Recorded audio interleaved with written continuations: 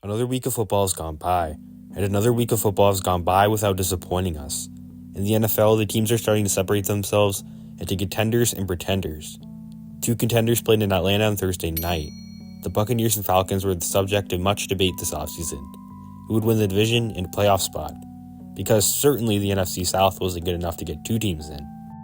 Clearly that's wrong, and I think the NFC South will see both Tampa Bay and Atlanta in the playoffs. The Falcons may have won the game, thanks to an incredible 509-yard, 4-touchdown performance from Kirk Cousins. But the Bucs have nothing to be ashamed of either. Baker continues to prove the haters wrong, with 3 touchdowns on just 24 pass attempts, on what very well might have been a win if the coin toss went their way. Both have been pleasant surprises to start the year, as both franchises have a lot of optimism at the moment. Another contender is the Baltimore Ravens, who won a thrilling matchup against the Bengals in Cincinnati. For some reason, the NFL decided to make this a 1 p.m. game, but hey, it was just nice to have both these quarterbacks healthy at the same time. It reminds us how many Jackson versus Burrow matchups we have missed out on. The Ravens would open the scoring with a Derrick Henry touchdown, but the Bengals would respond with a pair of Joe Burrow touchdown passes to take a 17-14 lead at the half. Cincinnati would then open the second half scoring with a T. Higgins touchdown, giving the Bengals the largest lead of the day. Cincinnati would hold on to a 2-score lead for much of the second half, but the two-time MVP wasn't about to let that stop him from getting the win. Down 38-28 with about 5.5 minutes to go, the Ravens needed a score, and Lamar Jackson answered with the play of the season. Likely in motion, he bobbles it, scoops it in, vacuums it home. Here comes Hubbard. Oh, he threw him away like a rag doll. And he throws in the end zone. Caught for a touchdown. Caught for a touchdown by Likely. Absolutely amazing. How in the world did he keep it together and then find the open receiver? Then when Burrow threw a pick on the following drive, Jackson would lead Baltimore down the field again, setting up a game-tying Justin Tucker field goal. When the Ravens won the coin toss and began to quickly move the ball downfield, it looked like a victory was guaranteed.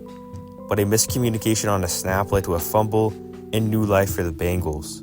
Burrow and the Bengals were unable to capitalize, going 3 and out, then missing the potential game-winning field goal because of a bad snap and hold. Derrick Henry wouldn't let the Ravens fail this time, nearly scoring on the first play of the drive. Then Justin Tucker would take care of the rest. The Ravens have won 3 consecutive games, sending the Ravens to a 3-2 record and making the Bengals one of the best 1-4 teams of all time. Even though the Bengals are better than the record, it's still not good enough if they have Super Bowl hopes. We're not a championship level team right now. We're not. Meanwhile, the Ravens are also better than the record and have much less to worry about, considering they have the best rushing offense in the league. One thing neither team has to worry about is their quarterback, with Jackson throwing 4 touchdowns and Burrow throwing 5. Davante Adams is done in Las Vegas, and you can't really blame him, I guess. The Raiders have lost games to the Panthers and Broncos this year, which is all you really need to know about the state of this team. Adams seems to miss winning, something he and Aaron Rodgers did a lot of, and it just so happens Rodgers has a job opportunity waiting for him in New York. The Jets need something on offense after a tough loss to Minnesota and London, and Adams might be able to do it. A trade for Adams would force teams to focus less on Garrett Wilson, allowing him to get open more, and also open up more opportunities in the rushing game. So the Jets seem like the favorites, but the Saints are another interesting one. Him and Derek Carr were supposed to team up in Vegas, but that didn't really work out. So why not try again in New Orleans? The Saints are fighting for the NFC South in a playoff spot, so it makes sense to get another elite wide receiver. Besides those two, Buffalo, Pittsburgh, Washington, and Kansas City seem to have interest. The Chiefs might be the most interesting, because would the Raiders be willing to trade Adams to their rivals and the 2-time defending champions for the right price? Or will they decline any offer from Kansas City, no matter what? Upsets, and more upsets. Honestly, where do we even start? Well, for starters, the number 1 team of the year, and probably the past decade, lost after a thrilling win over Georgia. Alabama just doesn't lose these games, at least not in the Nick Saban era, against Vanderbilt. This is something Vanderbilt fans will talk about forever, and for good reason. scoring 40 points against the always good Alabama defense. The goalposter gone and soared Alabama's perfect record, from the most unlikely of sources. However, I do think the Crimson Tide will be fine. Alabama's Alabama, they win. Kalen DeBoer is a good coach, and Alabama is still, in my opinion, a top 5 team.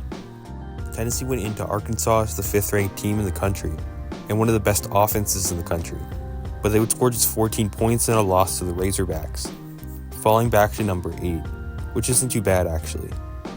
Missouri has looked more like a pretender than a contender recently, with close home wins against Boston College and Vanderbilt, which might have been foreshadowing. Texas A&M embarrassed the Tigers in a loss that not only severely damaged the Tigers' playoff hopes, now the 21st-ranked team in the country, but also greatly helped the Aggies' playoff chances, as they moved up to be the 15th-ranked team in the country. Michigan became the next to fall, with a 27-17 loss to the Huskies in Seattle, and a revenge game for Washington.